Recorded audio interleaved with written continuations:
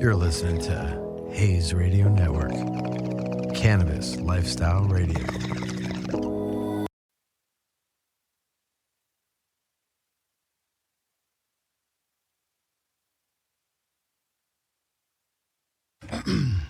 There we go.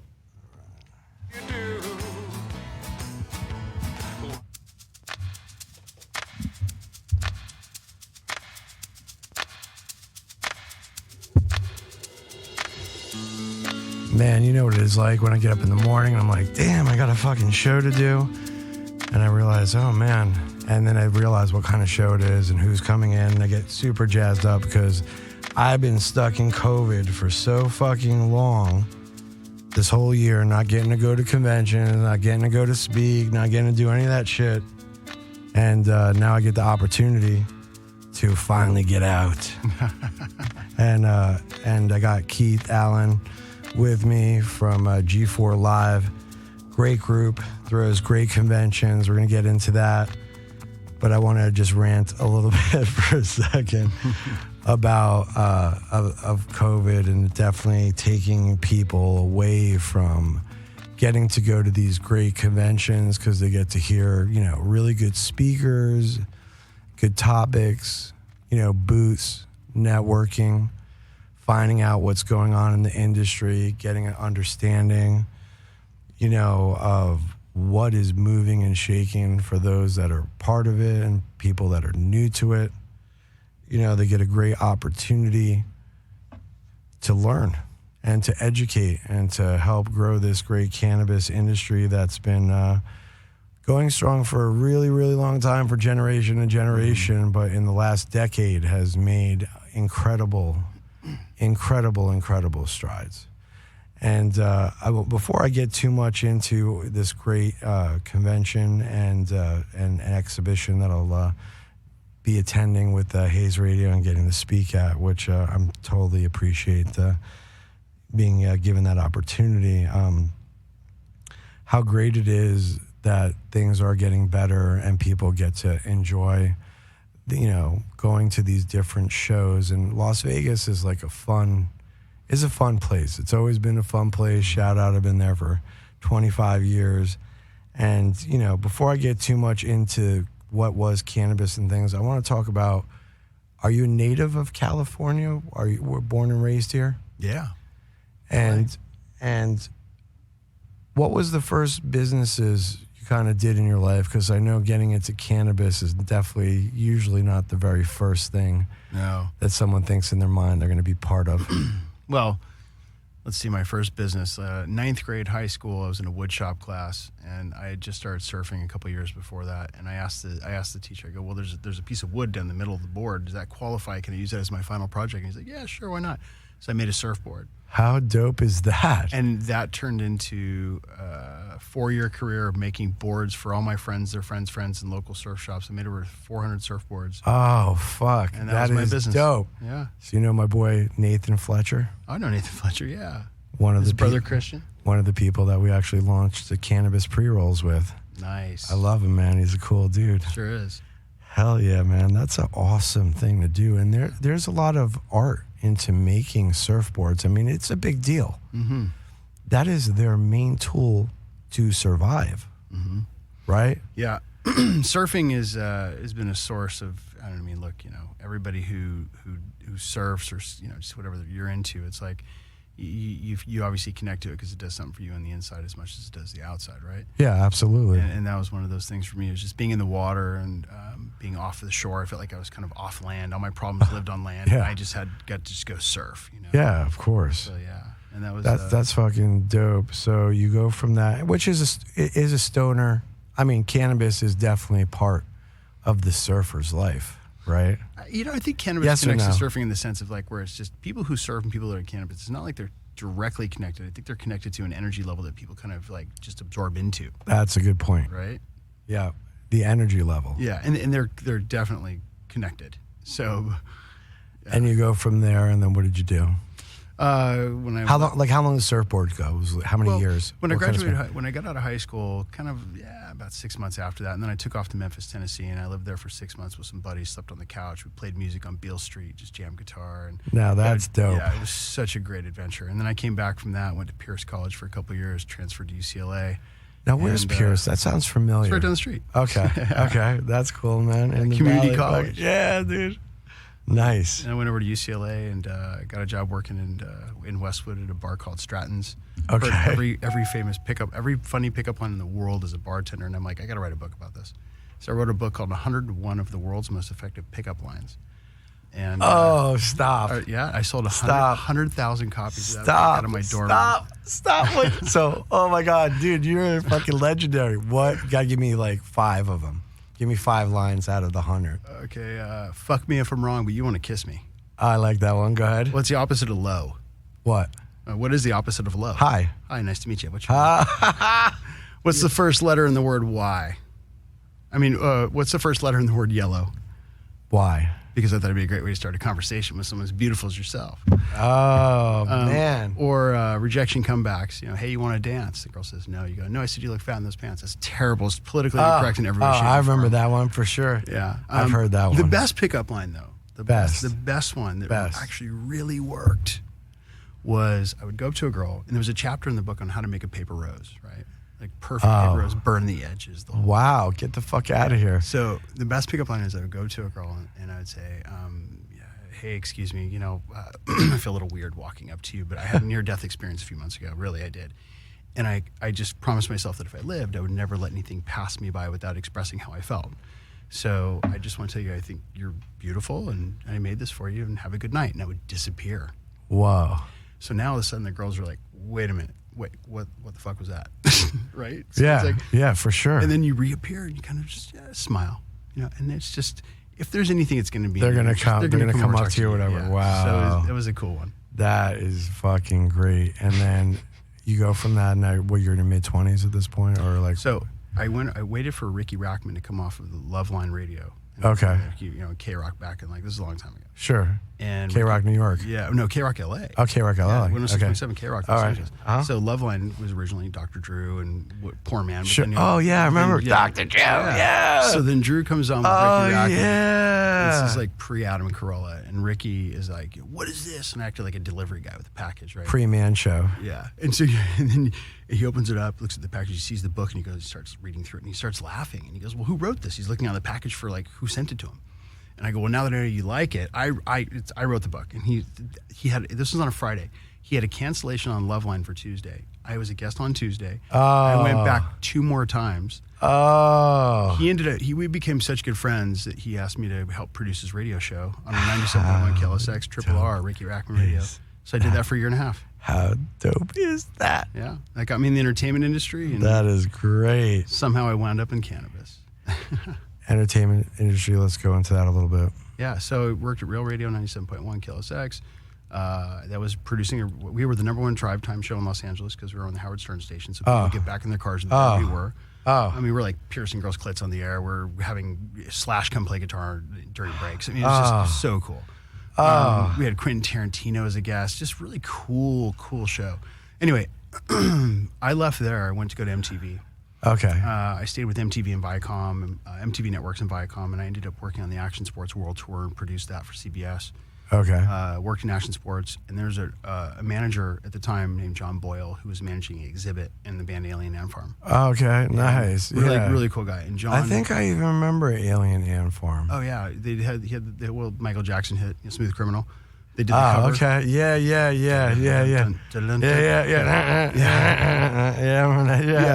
So, and John recruited me to start an Action Sports division of the artist management firm. Okay. And so I went over to do that with him. Helped out with all the talent, and we started a really great company called Vanguard Entertainment. We sold that. That actually sounds like something I've even heard of. Yeah, no, it's a very big company. It was one of the first companies we created, and so that was. And really did you cool produce movies through that, or what did you do through there, or what was actually? What we would do is we would get scripts for films, and things like that, and then we would turn it over to the creative department for the company that we had sold to. But it was really more about creating content. This is during the time when like really content was becoming content. Sure. Right. Sure. So we were focused on, Sure. if we were doing movies, it had to something to do with action sports, and we would, look at scripts that incorporated something that was content related to the specific genres. I got you. Yeah. So that was a really great run, and I was in the entertainment industry for 17 years or more actually, and I was invited to go speak at a convention, talk about brand identity. Well, that was what I was focused on. It was a business convention for entrepreneurs who Sure. fill gaps of management. Sure. And so I spoke at this thing, and I met this guy, and he comes up to me and goes, I got an idea for a healthy fast food restaurant. I want to get your advice. I'm like, okay, cool. Let's sit down. At the end of our meal, he breaks out these 2 sticks that have floss on them, and he starts flossing his teeth, right? I'm like, with chopsticks. Yeah, they're like half chopsticks. Yeah, okay. I'm like, what is that? What is that? Right? He's just flossing his teeth at the table. Like, what is going on with this guy? And he goes, well, I don't like to put my hands in my mouth, but I got to take care of my hygiene. So, I floss, a lot. Wow, right? okay. But they look like miniature nunchucks. Sure. And I said, you should, for their gums, call them gum chucks. Oh, God. And that took me on a 7-year journey. Stop. We created this company, Gum Chucks, and I got it in 5,000 retail stores around the world, Japan, UK, That's awesome. Europe, US. That's awesome. CVS, Target, you name it. That's fucking Still around cool. today, actually. It's an amazing product. That's fucking great. Yeah. Is there a website still? Yeah, I sold the company. But And gumchucks.com. That's awesome. I'm sure it's an amazing product. I still use it to this day, every day, actually. I floss every day. It's a big deal. And what do you what did you do after that? Then when I sold the company, I started a boutique marketing agency called Bandwagon Agency that converted to Icon Media, which is still in existence today. Okay. And we started marketing. Our tagline was guns, drugs, and rock and roll, because we worked with Navy SEALs. We worked with the music industry. Randy Jackson from American Idol is a client of mine. Yeah, sure. Some of sure. his talent and some people he was managing. Oh, yeah. And cannabis. Oh, and okay. We worked with some of the first companies we worked with were Bang Chocolates and Autumn Brands. Sure, Bang is great. So Yeah. you were helping doing media and marketing with them. Is that what it was? Yeah, we were actually part of their Go Public team. Okay, that's tight. Yeah, it was and really cool. what is a Go Public team? Explain that to me. Well, when you go public, you're putting together basically. Oh, okay, I got you. Oh, sure. We had to really kind of get into how. I think every company that goes public, and I certainly look at this with our current company because we're talking about doing rolling company to SPAC and things like that, is increasing top line revenues, acquiring third parties, so you increase your top line revenues, right? Yeah. So when we did that investigation for Bang, we really saw this massive void in the cannabis space, and this is where I think my core competency in business is to identify a problem that we can solve and creating a solution and executing a strategy. Yeah. That's what I do for a living. So when I discovered this issue, if you will, with all these brands wanting to be with the bud tenders, because Sure. obviously cannabis is very regulated in how you can market and advertise. So the best way is to get with the front line. But if they don't buy into authentically what you're doing, no. they're going to push you away so fast. Yeah, and cannabis will blackball you like a motherfucker. Absolutely. I love that it's self-regulated, right? Like a motherfucker. Yes. So we said, look, You got tread. we said, look, these bud tenders are really important people. And the more we did research on the bud tenders, we realized they're not just people selling weed. And I know that was the stigma that they had. They're just sales clerks selling weed. But what we discovered was we found these bud tenders, some of these people, like this girl we met, like her brother had autism, was having seizures and epilepsy, and just kind of a combination of a bunch of different things going on with this kid. And so she was inspired by the special on CNN, Weed, with Sanjay Gupta and absolutely. A lot of people. Alan Shackelford. That made a big difference. Yeah. So she decided to go to medical school, and while she was working through college to go to medical school, she was a bud tender. And she was going to focus she wanted to learn more about medicine to influence and how cannabis could help with medicine. This was her drive, her passion. That was her passion, right? Sure. And when I realized that about this person, I started seeing kind of like almost like the movie Patch Adams, look beyond the 4 fingers and you see 8, right? I saw something more from the bud tenders, and so we said we got to create a space where we can have an event, and so we created the Bud Tender Awards. Yeah, and what year did that? Was the first one? The first Bud Tender Awards was 2019. We were the very first cannabis event that MGM Properties has ever allowed. Yeah, that's pretty tight. Yeah, to this day, still the only one. We had Cypress Hill perform. They got a Lifetime Achievement Award from us, and it was like the Academy Awards. That's tight, yeah, for sure. We spent $1 million on the event. Wow. And, more than most people would ever spend on an event like this, but we knew it was important. And, yeah, of course. I think that event, if you had been to that event, I think that the things that people talked about most was We threw parties at Mike Tyson's house, and he was there. Sure. It was cool. Sure. It was like special. Right? Sure.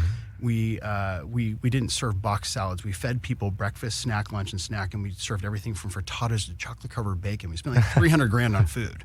So it was just this experience. Yeah, buddy. You know? Oh, yeah. How many people went to the awards, the first one? What's that? How many people went to the first awards? Well, we had 10 categories, so there were 10 ultimate winners, but there was over 50 people nominated, or in the final nominations. Just to give you an idea of how much it's grown, we have the Bud Tender Awards again in October 2nd, which is a part of G4 Live in the fall. And so G4 Live is the umbrella for the event, the expo and everything, but the Bud Tender Awards still happens at G4 Live. So the Bud Tender Awards currently, right now, we have over 24,000 nominations for Bud Tenders currently. Wow. Yeah. So the event has grown 24,000 event. Yeah. And let's talk about what gets covered over this event, like even the one that's coming up. So somebody said this to me, I don't know, about a year ago, that G4 Live is really like this South by Southwest for cannabis. And now, are there booths and vendors? Booths and vendors. We're working with major film and television companies for documentary and film screenings. Sure. We have artists. Friday night, the 21st, and a week and a half now, we got Travis Barker performing with Jaden Hossler, huge TikTok versus old school rocker. Sure. Travis is modern too, though. I mean, sure. He's got his hands in everything hip hop, right? Absolutely. So it's like, we just love the energy and the vibes. So we're throwing this party at the pool. The Mandalay Bay wave pool has been shut down for our event on Friday night, the 21st. Nice. And the only way you can get in is through having a G4 Live ticket. Yeah, that's great. Yeah. That's super cool. And then, cool event. What happens the next day? So the next day we have expo and speakers and also breakout sessions for brand certification programs for bud tenders and bud tender certification programs. Okay. Break those things down to the layman, because they're like, what? Certification? Yeah.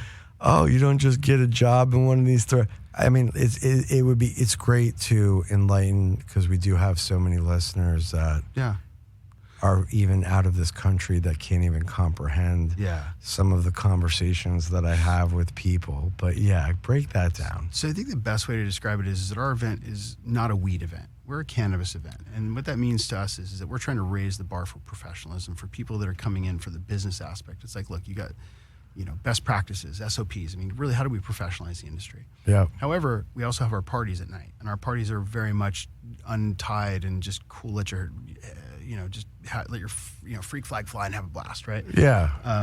Everything you'd want at a cannabis event. Sure. At our parties. Okay? Sure. But we are an MGM property, so we have a strict rule of no THC, no cannabis on property. Yeah. That we follow every guideline that they request of us. Yeah, We gladly do it because we're proud to be at MGM. Yeah. So the bud tender certification programs is we created this platform where brands can educate the bud tenders and certify them to represent the brands and give them a certification ticket at the end of it. Sure. So they can add that to their resume. So that's say, cool. for example, Select is one of our title sponsors, Curaleaf and Select. So let's say you want to get Select certified. I mean, that's kind of cool. You go into a store that actually sells Select, and you can say, hey, I'm certified to sell Select. That means a lot to the management. You're probably going to get the job over somebody who's not certified to sell Select if that's one of your prime properties. Sure, that's great. Bud Tender Certifications is an education course being provided by Cloverleaf University.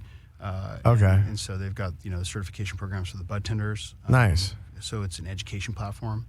Then we also have speakers, but our speakers are not all cannabis speakers. Like, we've got you speaking, right? Yeah. But we've also got, like, David Tyerman, who created the polo brand for Ralph Lauren. Oh, like, I mean, how pimp is that? What a cool speaker that is. Oh, yeah, because of we can course. talk about building a lasting brand. Yeah, for sure. So it doesn't matter if you're in cannabis or not. Nah, this is a cool experience. Yeah, of course. Brant Pinvidic, the big TV producer who created the show Biggest Loser and Bar Rescue. I mean, just an amazing. What great shows those were. I know. I remember when Biggest Loser first came out. Yeah. Very inspiring. Yeah. It was. So with guys like that are coming out and talking about, and I love Brant's pitch. If you're coming to G4 Live, you got to see Brant. Well, isn't Brad or something like? I know Brad does the CBD Expo. He always hits me up like all the time. Isn't he doing something and collaborating with you guys, or no? Is there anything?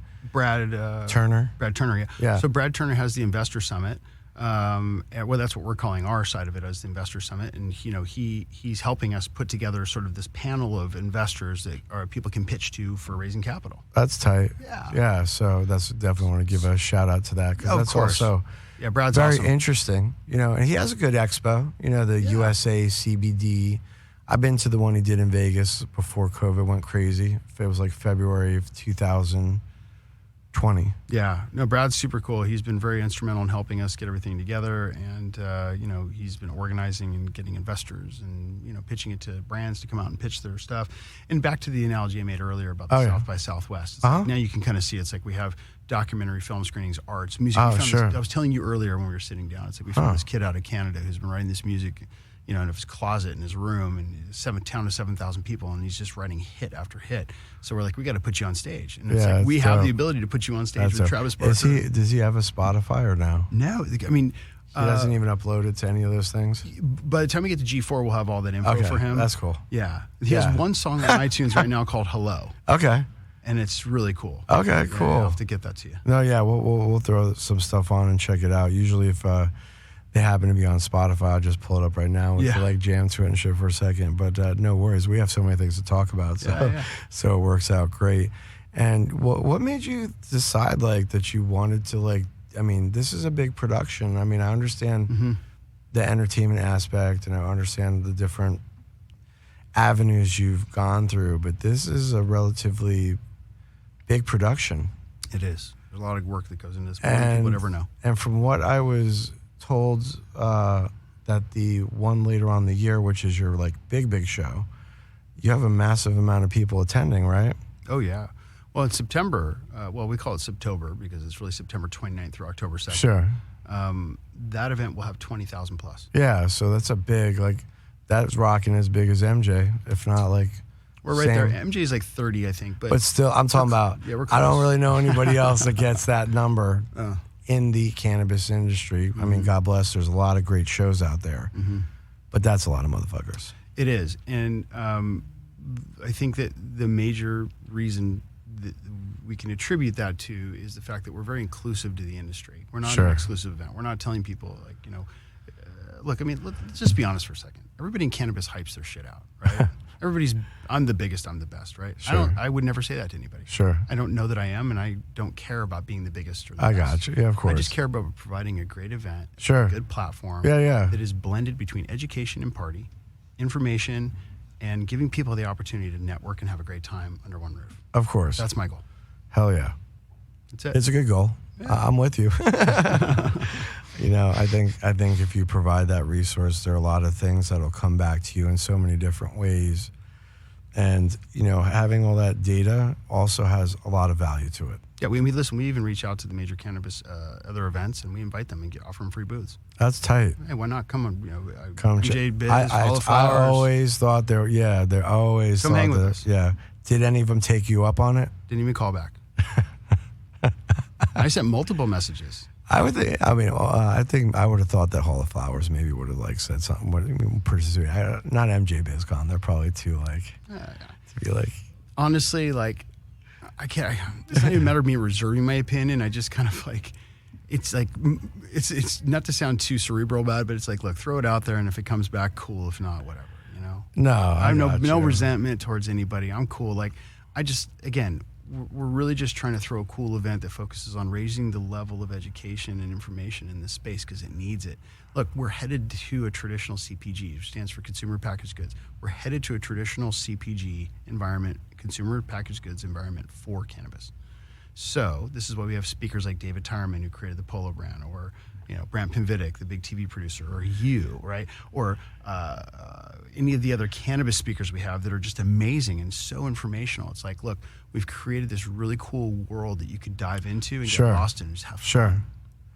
And how many, 2 a year? Is that what? 2 a year, yeah. 2 a year. So the way we set it up is we'll throw a party at the property that usually is a big concert. Okay. Right? So for fall, we have we took over the event center. It holds 15,000 people. It's their concert facility at Mandalay Bay. We own that for October 2nd. Okay. So we're throwing a huge concert along with the Bud Tender. Wow, how cool is that? Major A-list artists. Could we say which ones? Are you allowed to? Or not yet? No, okay. I can't say yet. Wait. But I guarantee you. The time is coming. Everybody knows who they are. Yeah, but that's dope. That's that's, But then off-property parties, too, it's important because everybody was like, why do we go to a cannabis event where we can't smoke cannabis on property? No, it is a big deal. So, it is, for sure. This is the whole aspect of our event that is so dynamic, which is that we have these parties off-property that are usually at for example, Saturday night, the 22nd of May, we're throwing our party at Freshwater. which is right behind Raider Stadium, right across the street from Mandalay And Bay. what is Freshwater? So it's a prop house, like where like Discovery Channel keeps all their sharks for Shark Week. It's just crazy. It's such eye candy everywhere. So we're throwing this prop house party. And it's like we got guys riding around on bicycles with these ice cream carts in front of them, handing out Haagen-Dazs. We've got a sweet table, a salty table. Like it's like open bars. We've got DJs. We've got hip hop artists performing. Airstreams with bars. Like, it's eye candy everywhere. Wow. So that's our off property party. I like that. In October, it's not hot. That's one thing you don't have to worry about. Right. That's my problem. We're like checking shit out, and we had an awesome like place to do it, and I just was like, oh, dude, July, it's going to be fucking hot in this motherfucker. Yeah. Even as cool as it is. I was like, even next week, it's going to be like 80-something degrees at night, which is epic.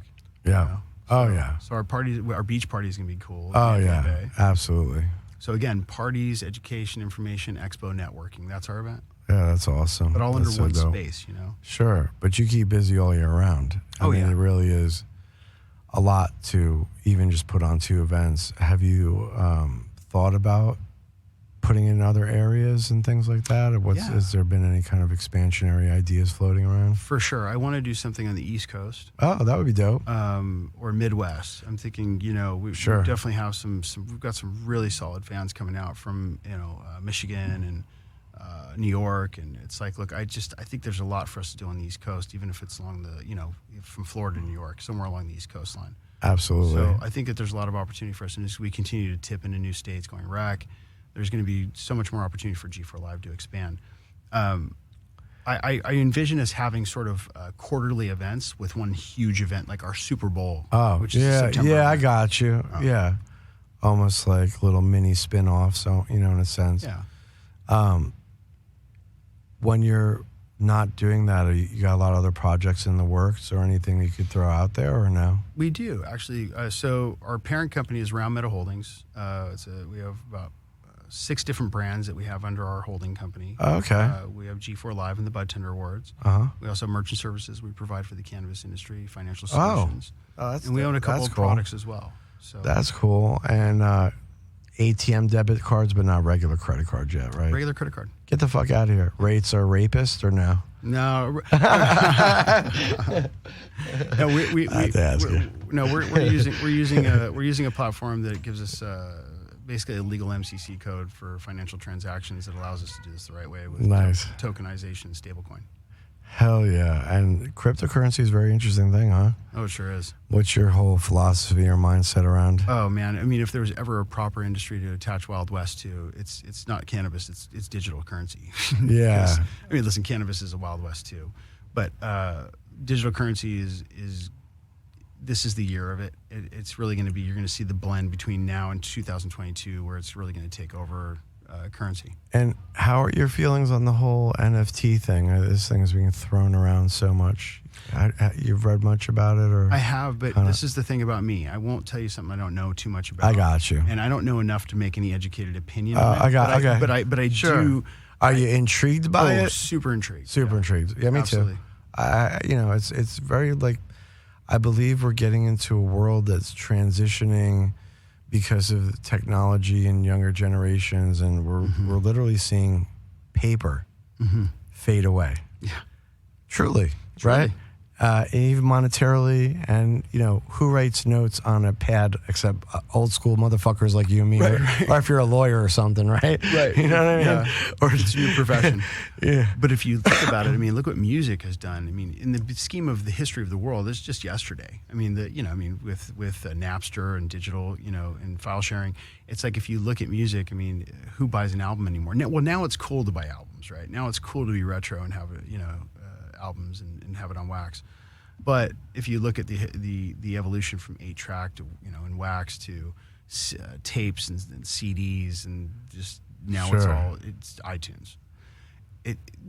Paper foldable bills are essentially 8-tracks, albums, and cassettes. It's going to converge. Oh yeah, and that's the thing. This thing with the NFTs is trying to give value to a JPEG, essentially, even right. And someone says, well, I could just steal it from Google. I don't need to pay $100,000. But there's the people who say, well, I get to truly say I got this from the thing. It wasn't a ripoff. I'm allowed to have it. where you technically don't, right? Well, it's perceived authenticity. Yeah, a perceived authenticity to digital value. Right. When before we didn't conceive that as truly being worth value. Mm-hmm. And now art is essentially could be replaced in a sense. Like, and it's also about these crypto guys also have like lots of coins and this and extra thing, and they can't really like spend it on too much unless they cash it out. If they cash it out, then you have to report it, right? Yeah. So I think just like back in the day, like when rich people bought crazy art to like have money saved in and do things or whatever, I think like this whole NFT thing is like just such a big version of that. It totally is. Everybody's coming with a spin. You know what I mean? And I've heard that like Topps baseball cards, this, like all these people are going to, and there's a positive thing. It's like, how did you ever track like where the cards came from throughout all the history of this or whatever? You could never fucking do that, right? Right. But what they're proposing is that you'll be able to track it forever. Yeah. You'll know who every single one ever got left to or sold to or this. Yeah. And really have a true chain of title, which that's really, you know, interesting. You know what I mean? Yeah. Since you've been doing the awards, has there been any favorite speakers or brands or anything you'd give a shout out to that you quite enjoyed as being the owner of this whole thing that just like came up and touched you, or you're like, or never expected, like, wow, or, you know, or just anything like that? There's a bunch of people. I don't even know where to start. Let's start with the brands. Joe and the team from Rove. We just think so highly of those guys. They're such a great group of people, and they're genuine and they're caring and they're authentic, and we love their product. And I've just recently been seeing them a lot. So Rove is a great company. What do they do? Make a great vape cart. I mean, they make a lot of things. Okay, diamonds. Sweet. But what they're known, they've got a lot of things. But okay. My favorite is their vapes. If anybody's interested in my favorite strain, if you can find Dream, that's the one. Okay. Dream and Ghost Train Haze. Hell yeah. Those are my two favorites. Other brands, recently I've been hanging out with Cam from Select, and we're very close with Cureleaf, and Cureleaf is our title sponsor. Nice. I have just totally funny random that I happen to know the president of Cureleaf quite well. We've known each other for a long time. Okay. And Mark Russ is his name. And these are just great people in the industry that I really greatly respect because they're smart, they're sharp, and they have a plan to build and pioneer the industry. And I think anybody who's really trying to build the industry, I don't care if you're somebody that's starting out or you're somebody that's the president of one of the largest cap companies in cannabis like Cureleaf. If you are working to help elevate the constitution of this industry, then you're a friend of mine, you know? That's cool. Yeah. I like that attitude because you know what it is?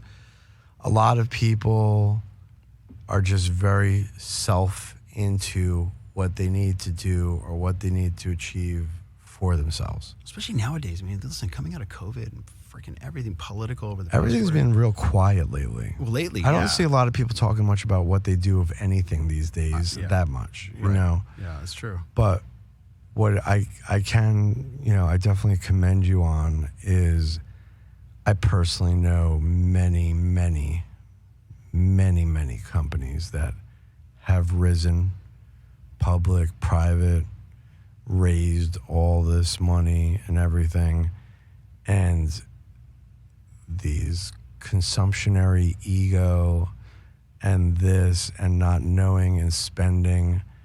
And I've just seen so many of these fucking things where the head guys paid themselves so much fucking money and expenses and this and everything else that it made it truly impossible for that company to succeed. And I think that a lot of these guys actually know that and just know how to ride that wave and take that money and live off of that fat cow until it fucking burns down to the ground, right? It's true. I mean, and I've seen so many of them. Yeah. Well, you've seen a lot of companies rise and fall quickly. And that's a tough thing. So I definitely commend you coming into a project where you dumped $1 million. That's some ball sack to the fucking wall right there. You know what I mean? That's not like put it into something that's just like a building or this or like, so, you're like, I'm going to toss this into an event. An event for cannabis to celebrate the budtenders. And let's be realistic and disillusion all these people that think it's so fucking easy and cheap to start an event, even if it's a few hundred people. Yeah. No, it's very difficult. There's a lot to think about, right? Well, there's a lot to think about if you want to do it the right way. I mean, listen, if you want to throw an event and put some card tables out, that's different. And no offense to those events, but I've been to some really dope events like that. Absolutely. I mean, like, if amazing it's the events right like people, the right feeling, the right atmosphere, I'd be on a fucking tent. You know what I'm saying? But think about this for a second. And this is something I'm proud of, okay? Is that we went onto a federally gamed property.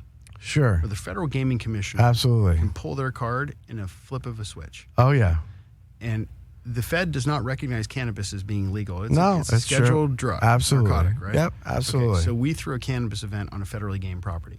Yeah. That was a big deal because we did it the right way. Sure. And what we did... There was ones back in the day, but they got banned because they got in big fucking trouble for doing stupid shit. Right, so that makes my Mandalay, point. And MGM banned it from a specific event that I know that went down. Yeah. And that was the last of Mandalay Bay ever doing anything cannabis related. I know that for a fact. And that was like the spring off of MGM saying nope.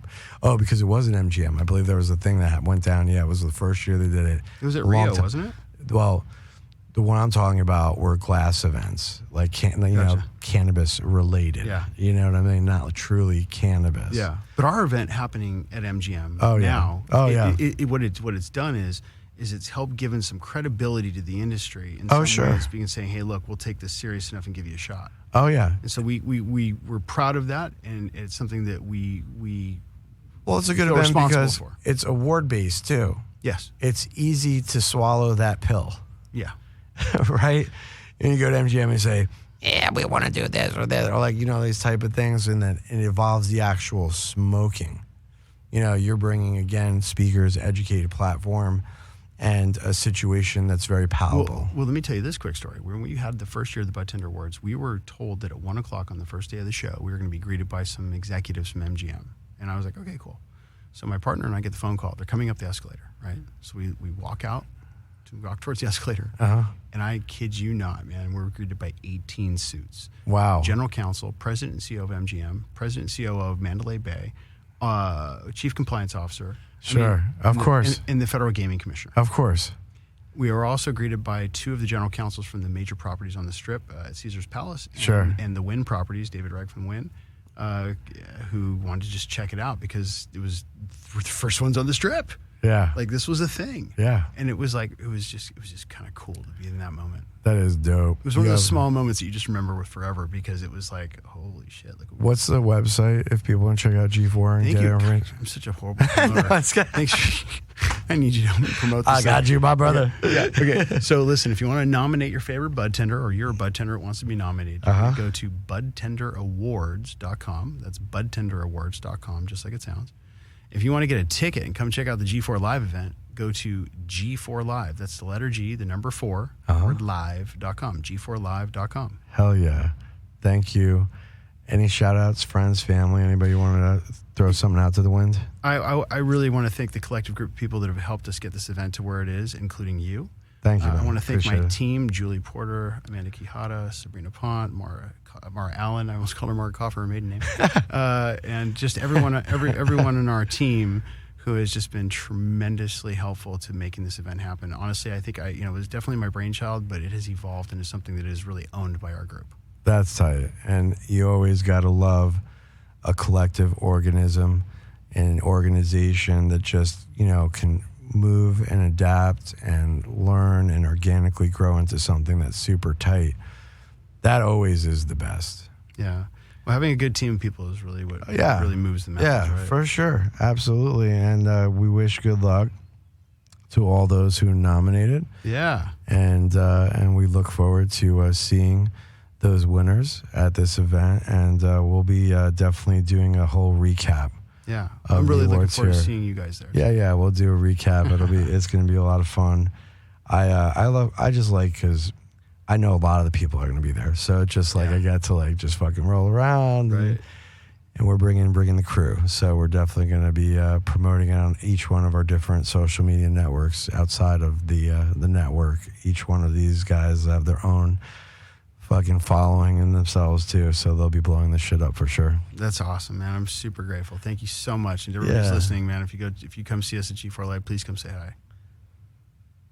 Absolutely. Thank you, Keith, so much. Thank you for everything that you do and help out with the industry. You are definitely one of the pioneers, like many others. Like you. And, well, thank you, man. And honestly, it's great that you put together an event that gives everybody opportunity to grow in this industry. And in the end, that's the most important thing. This is Andrew Pisticalis, and you're on the Haze Radio Spotlight. And thank you guys for listening in. You can check us out. Download for free on your Android or iPhone. Check out Haze Radio or go to hazeradionetwork.com, and it'll guide you to all our archive episodes and everything we got going on. Thank you so much. And I think me and Keith, after this, take a little puff, get some munchies, and we out. Talk to you soon. Thanks, guys.